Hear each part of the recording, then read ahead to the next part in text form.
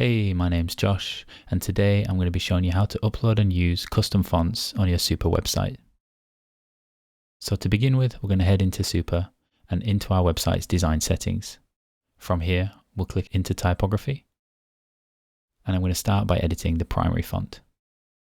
At the top, we'll click the Upload Font button and begin adding our custom font details, including the font family name, selecting the font files, and choosing a fallback font. If you have different font weights, you can also upload them here. And the fallback font is used in cases where your custom font isn't loaded for whatever reason. It'll take a few seconds to upload.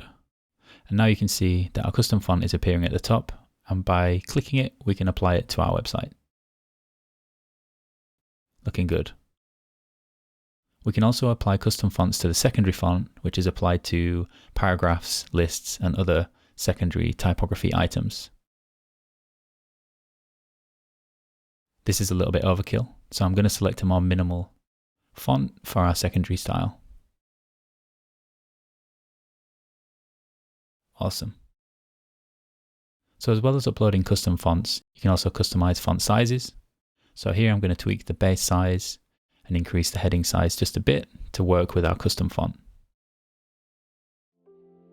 So that's it. If you have any further questions, please don't hesitate to get in touch. For more videos like this and to continue learning how to use Super, check out some of the links in the description. Until next time, stay super.